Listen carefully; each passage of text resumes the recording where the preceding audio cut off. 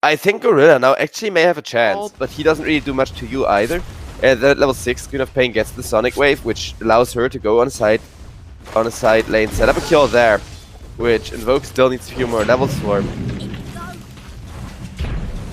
Witch Doctor getting ran down once again. They are gonna try to go for a kill on Ashes. Ashes gets disposed back, does manage to blink himself out, but of way shorter of a range than he would have hoped for. And that will be an important comeback kill for the side of TNC, as they are looking for more with the Haunt in. Spectre about to go for the dive. Nice Spectral Dagger. Have to make sure that Spectre doesn't get fissured off, but will do so. And that is a double kill for Bok. That is the Anti-Mage dying once, as well as Witch Doctor's game becoming more difficult even. And guess what? Hoodwink, she is not done. She will set up on Dockrest, making that a 3-4-0 if it's up to TNC. And so far, they are going to start it out as 3-4-0. Now in comes the Anti-Mage, but guess what? Nobody has any mana left.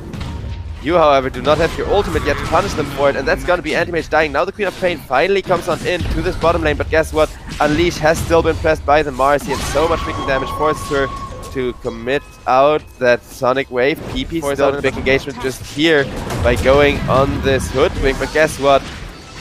Out comes the Unleash, out comes the Hoodwink ultimate. They have to throw out everything just to get a kill on the Marcy, and now in from the backlines comes Asta, who will get himself one kill and is looking for more onto Guo Guo. Radiant's middle tower has fallen. Meanwhile, Witch Doctor gets locked in place, and Queen of Pain may be there, but guess what? In comes Asta, and that was not his Haunt, that was his Aghanim Scepter being revealed. That is a huge iteration of the build, but that also means this Necrophos as well as the support are just gonna have so much harder of a time, because they are now gonna get Orchided, and in addition to all that cure damage being amplified by the Orchid, I think the Spectre is also the ultimate on the Anti-Mage, now has to get himself out of there, or does he? Invoker comes on in from behind instead, setting up the Cold Snap on the Anti-Mage. Anti-Mage gets tied to a tree, and Asta is right in there immediately again. Spectre, holy crap, jumped in and then jumped back out again? And look at this, that triple jump with the Illus there as well, causing their enemies to miss so much. While Asta, of course, taking the hits is something you don't mind. You have Dispersion. The enemies are gonna have to deal with their own damage here. Necrophos, you will at least get one return kill out of that from the Reaper side, and 3 people, there's no way you 3 are afraid of diving a solo Necrophos, right? Yeah, he gets caught. He uses himself, Sunstrike slightly off the mark. All around PP. PP the only one not smoked, getting the defensive escort there. Clockwork will do a good job of interrupting the Witch Doctor. And look at that, 2 of them tied to a tree. The Queen of Pain is just gonna get sharp shot down, and now TNT taking down as well, as he really suffers with spell damage application from Boomerang.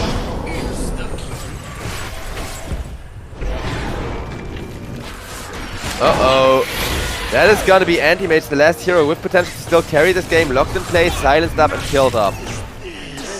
That of course time for carry. However, he and Necrophos are sitting at the bottom of the course. And now Asta, he shadow steps in on the Earthshaker with the silence, is gonna kill him off in no time.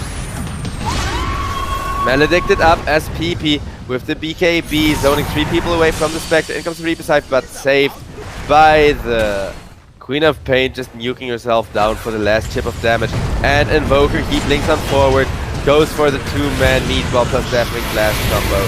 And yeah, that is gonna be 3 kills instantaneously happening. They will kill off Carlos Hoodwink with the Anti-Mage on the backlines for that. But Spectre's still alive and kicking. Trying to catch out the Anti-Mage, not quite gonna catch him, but they will get themselves a 3 Dockrest to start off the fight. And now Queen of Pain gets nuked down as a follow-up as well. Didn't have BKB ready by 5 seconds, and without buyback, that means 5 seconds of remaining BKB cooldown. Because with BKB, that fight could have actually still had potential, I guess. Reaper Scythe was back there again, Sonic Wave was back there again. Morphling, provided you get late enough into the game, being in position, it looks like Mavis, he is indeed gonna get first blood. Asta already starting to hit somewhat hard, but he is nowhere near in a position to go for early fights. Now over on the top lane, Bad Rider with the Molotov is gonna take down the Clockwork, and Lashtrack is getting slowed with a Silencer rotation in, stealing some permanent intelligence from Ashes. Seems like a huge priority here, and that will... Clockwork, lockdown, slowed up, silenced. Do they have the damage to kill off Guo? Guo here, silencer, yes. Is because, yeah, once again, Asta, he just wants space to be made by his team, and Silencer, once he reaches level Bog, he is gonna start things off. Doesn't quite find an excellent lasso target, but Shadow Fiend, he is still gonna face the damage of the Invoker. Plus, the Chain Side to prevent him from getting an ultimate out. Asta dropping low health, and Rubik managed to steal lasso. Asta still morphing straight, but he does not get to press any buttons, as he is just gonna fall. So far, a 1-for-1, definitely in the favor of Gorilla, who now have 2k gold lead, but Guo does go on down, and so will the Pangolier. Mavis getting himself in stone. Unsuspecting tier 2 towers, they are gonna try to make that tier 2 trade. Morphing is hitting the tower pretty hard with the Electricity on him, but now Morphing is gonna get hit pretty hard with the Shadow Fiend ultimate and everything. The stun lock is real, and he just doesn't get to press any buttons. Now Chris in a lot of trouble too, as he already knows the lockdown that is waiting for him. With the position 1 Lashback being there, it means Earthshake could be in a bit of trouble. However, the lasso is going to be found on the Pangolier. No Rolling Thunder for you, and that means Carlo is going to survive for a while longer. But Bog, oh, that was too ambitious of TP. He gets hookshot on, still has a bunch of time left on that BKB, but it is not going to save him. Lashback simply tower still standing. And a nice lasso to start things off, but they will catch the Lashback with that. Meaning, if they get the kill, he is not going to have second life. 95 seconds that Lashback. Now they only need to keep this Morphling alive, which is going to be hard thanks to a beautiful lasso. And nope, it's going to be Morphling traded for Lash. If they could have found this fight when the first lane of Rex was being pushed down, it would have been so good for TNC. But there they didn't have the Skadi to work with yet. And that lack of Skadi is going to punish them now. Because, yeah, you can see the near infinite sustain on anyone but the Shadow Fiend. Shadow Fiend still has that Aegis, so he is not going to get healed up by his team. As instead it will be Mega Creeps. And with that, TNC finally realize, good game well played indeed. Because, yeah, you're not going to expect from your position 1 to solo carry against 25k gold lead. Coming when I said, like, oh yeah, Viper picks less than he needs. Crystal Maiden still trying to get there with the right click. Knowing full well that, ooh, Snapfire. She went through here, and but if for every death you have kill or an assist, you do not mind in the slides, especially if those kills or assists are mostly on core heroes.